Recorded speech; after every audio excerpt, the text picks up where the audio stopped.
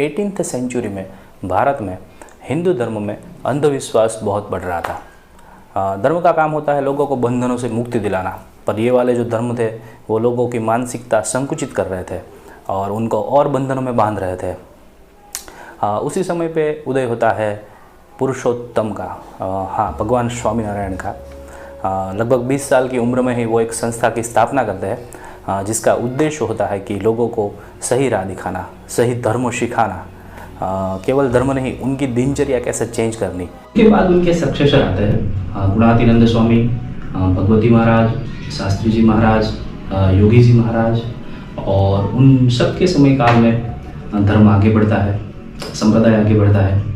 उसके बाद एक फेज आता है, समय काल आता है 20th सेंचुरी, जब BAPS के प्रमुख स्थान पे रहते हैं प्रमुख स्वामी महाराज, पूर्ण पुरुष जिनको हम बुलाते हैं, और दया करुणा प्रेम का सागर प्रमुख स्वामी महाराज से और उनकी जीवन शैली से, उनकी बातों से हर कोई जुड़ता जाता है।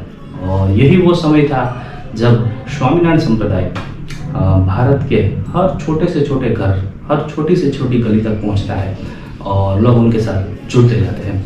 ना केवल भारत बल्कि सीमाओं को क्रॉस करके पूरी दुनिया में इसका विस्तार होता है। प्रमुख स्वामी महाराज की 100वीं जन्म शताब्दी के अवसर पर BAPS ने और स्वामीनारायण संप्रदाय ने एक महोत्सव का आयोजन किया है और एक स्वामीनारायण नगर डेवलप किया है।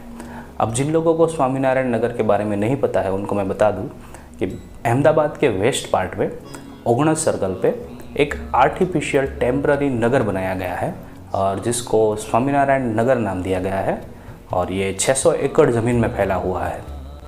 अब स्वामीनारायण नगर के बारे में आपको डिटेल में मैं समझाऊँ तो उसके कुछ अट्रैक्शन है, जिसमें से फर्स्ट अट्रैक्शन है उसके गेट, भव्य गेट। टोटल 7 गेट है, जिसमें से 1 नंबर और 2 नंबर ये वो गेट है जो रिंग रोड पे पड़ते हैं, और 1 नंबर जो है उसको संत मार्ग नाम दिया गया है और बहुत भव्य है, सबसे बड़ा गेट ये है। उसके अलावा 3, 4, 5 जो है वो आप भारत सर्कल से आ रहे हो तो आपके वाहन वहाँ पे पार्क होते हैं, कार्स वहाँ पे पार्क होती है और वहाँ से आपको एंट्री मिलती है। और सेम 6, 7 जो है वो आप अगर वैष्णो देवी सर्कल साइड से आ रहे हो तो आपके व्हीकल वहाँ पे पार्क होते हैं और आपको 6, 7 नंबर गेट से एंट्री मिलती है। 1 नंबर गेट स्वामी मार्ग से जब आप एंटर होते हो तो राइट साइड में सबसे पहले सभा मंडपम आता है। बहुत बड़ा एरिया है जहाँ पे प्रधानमंत्री नरेंद्र मोदी ने इनॉग्रेशन किया था और उस टाइम पे जो फेस्टिवल सेलिब्रेशन हुआ था। उसके अलावा एवरीडे इवनिंग को यहाँ पे कल्चरल एक्टिविटी होती है, आमंत्रित मेहमानों, अतिथि विशेष का सम्मान होता है और फंक्शन जैसा होता है एवरीडे इवनिंग को। सेकंड अट्रैक्शन जो है वो है बापा की मूर्ति, प्रमुख स्वामी महाराज की मूर्ति। 30 फीट हाइट की वह मूर्ति है और गोल्डन कलर में डिज़ाइन की गई है, और मूर्ति के सबसे नीचे बेस में छोटी छोटी मूर्तियाँ लगाई गई है और पूरे राउंड शेप में इसको बनाया गया है। तो लोग जो भी यहाँ पे श्रद्धालु आते हैं वो एक प्रदक्षिणा करते हैं और शाम को यहाँ पे आरती होती है।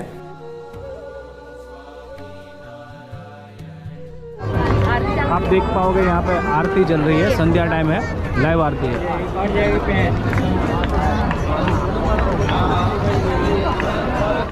और सबसे बाहर का जो भाग है सर्कल का, वहाँ पे फ्लावर गार्डन डेवलप किया गया है।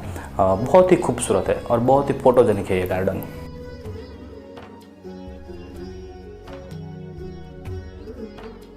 उसके अलावा एक चीज़ है स्वामीनारायण विश्व शांति महायज्ञ। सुबह से शाम तक कॉन्स्टेंट यहाँ पे यज्ञ चलता है विश्व शांति के लिए, और जो भी इसमें पार्टिसिपेट होना चाहता हो उनको एडवांस में रजिस्ट्रेशन कराना रहता है और वहाँ पे वो पार्टिसिपेट हो सकते हैं।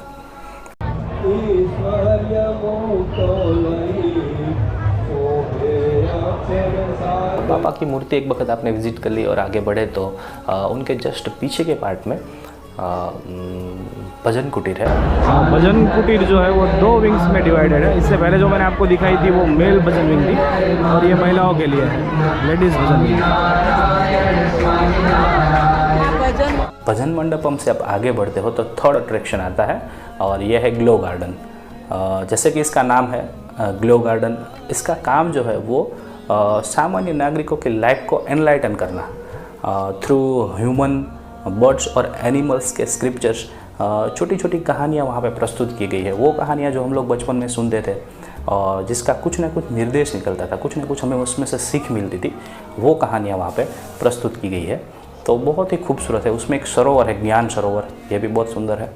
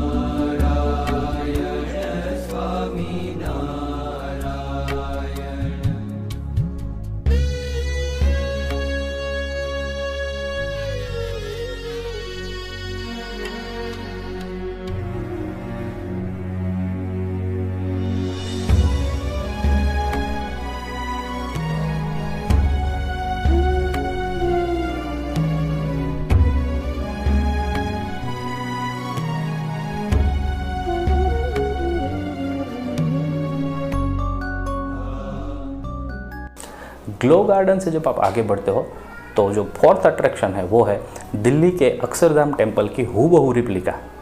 मतलब बाहर से आपको बिल्कुल दिल्ली का अक्षरधाम टेम्पल ही लगेगा और आप उसकी प्रदक्षिणा कर सकते हो, दर्शन कर सकते हो।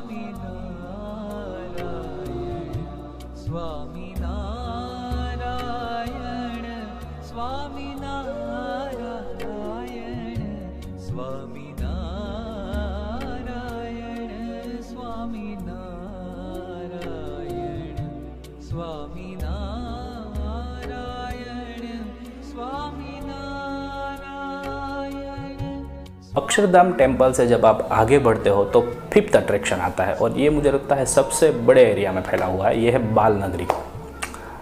टोटल 3 गुंबज में अलग अलग जगह पे अलग अलग शो और बच्चों के द्वारा नाटक वगैरह प्रस्तुत किया जाता है, जिसमें से एक बूजो का जो स्टोरी है वो बहुत फेमस है। इसके अलावा एक शेरू का कुछ है नाटक, वो भी बहुत अच्छा है, जिसमें से बच्चों को कुछ ना कुछ सीख मिलती है।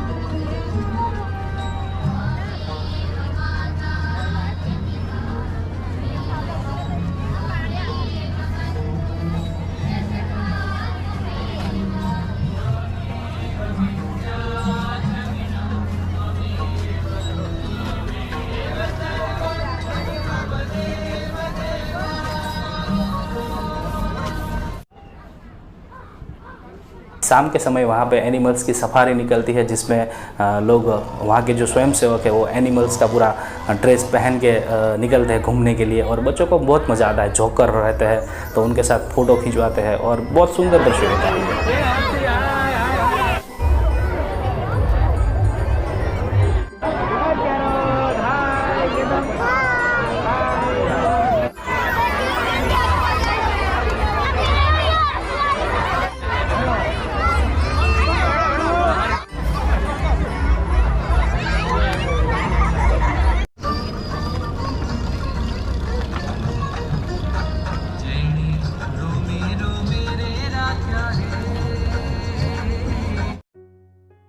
लास्ट अट्रैक्शन के बारे में मैं आपको बताऊं उससे पहले बताता हूं कौन कौन सी फैसिलिटी अवेलेबल है स्वामीनारायण नगर में? कोई भी गेट से आप एंट्री करते हो तो सबसे पहले आता है इन्फॉर्मेशन डेस्क। यहाँ से आपको पूरे नगर के बारे में इंफॉर्मेशन मिल जाती है। एक स्कैनर कोड है जिसको स्कैन करके पूरा मैप आपके मोबाइल में ले सकते हो।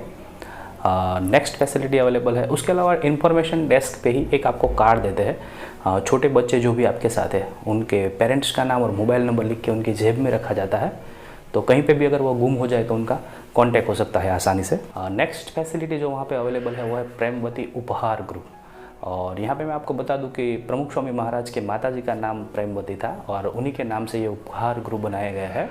और बहुत ही टेस्टी फूड और बहुत ही रिजनेबल दाम में 20 रुपये में खिचड़ी, पाव भाजी वगैरह वहाँ से मिल जाता है। नेक्स्ट फैसिलिटी जो है वो है BAPS स्टोर। ये स्टोर से आपको BAPS से रिलेटेड बुक्स, पुस्तक मिल जाती है। इसके अलावा पूजा पाठ के लिए ज़रूरी सामग्री और कुछ क्लोथ्स भी वहाँ से मिल सकते हैं। और एक इम्पोर्टेंट फैसिलिटी वहाँ है वो है मेडिकल सर्विस सेंटर। एकदम आधुनिक है और वेल क्वालिफाइड डॉक्टर हमेशा वहाँ पे अवेलेबल रहते हैं। कोई भी मेडिकल इमरजेंसी वहाँ पे हो तो वो प्रॉपर ट्रीटमेंट देते हैं। इसके अलावा जो फैसिलिटी है वो है रेस्ट रूम और ड्रिंकिंग वाटर की। वॉशरूम और ड्रिंकिंग वाटर की फैसिलिटी जगह जगह पे अवेलेबल है, तो आपको बिल्कुल भी भागना नहीं पड़ेगा और बहुत ही हाइजीनिक और क्लीन है, तो एक बहुत ही अच्छी व्यवस्था है। उसके बाद जो लास्ट अट्रैक्शन है, फाइनल अट्रैक्शन, वो है light and sound show, laser show. अब बहुत ही सुंदर शो है ये, लगभग आधे से पौने घंटे का शो है और इतना बड़ा मैदान है। एक साथ आप 10,000 की कैपेसिटी है, लोग बैठ सकते हैं और पूरा शो एंजॉय कर सकते हैं। लास्ट में बैठा आदमी भी क्लियर साउंड सुन सकता है, इतनी अच्छी व्यवस्था है वहाँ पे। और शो के शुरुआत में ही नासिक से आए हुए बच्चे, लगभग 100 से ज़्यादा बच्चे नासिक ढोल और ताशा का म्यूज़िक वहाँ पे प्रेजेंट करते हैं। उसके बाद प्रमुख स्वामी महाराज की जीवनी के बारे में बताया जाता है। उन्होंने जो कार्य किए थे, जैसे कि गुजरात में जब भूकंप आया था तो कैसे उन्होंने छोटे से छोटे आदमी तक सेवा पहुंचाई थी, मदद पहुंचाई थी, उसके बारे में बताया गया है।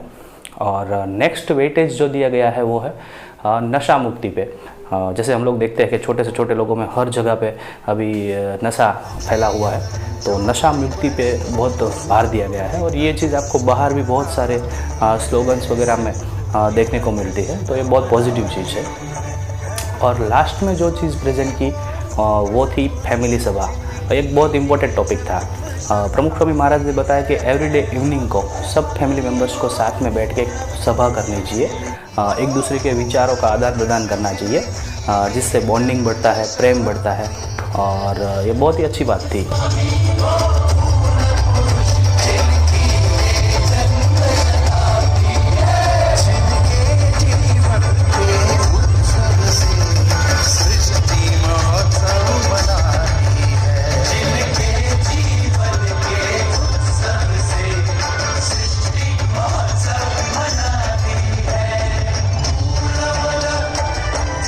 लास्ट में बच्चे एक नृत्य प्रेजेंट करते हैं जिसमें प्रमुख स्वामी महाराज को पूर्ण पुरुष का दर्जा देते हैं, उपमा देते हैं। और ये बहुत ही सुंदर नृत्य है और बहुत ही अट्रैक्टिव, बहुत सारी लाइटिंग के साथ और लेजर्स के साथ इसको वेल इफेक्टिव बनाया गया है।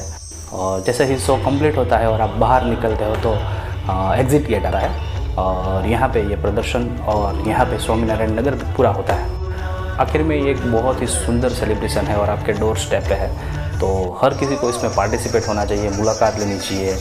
वैसे अभी बहुत चंद दिन बाकी है, पर हो सके तो एक बार ज़रूर इसको विज़िट करनी चाहिए और ये आपके दिमाग को पूरी पॉजिटिविटी से भर देता है। तो बस इतना ही। जय स्वामी।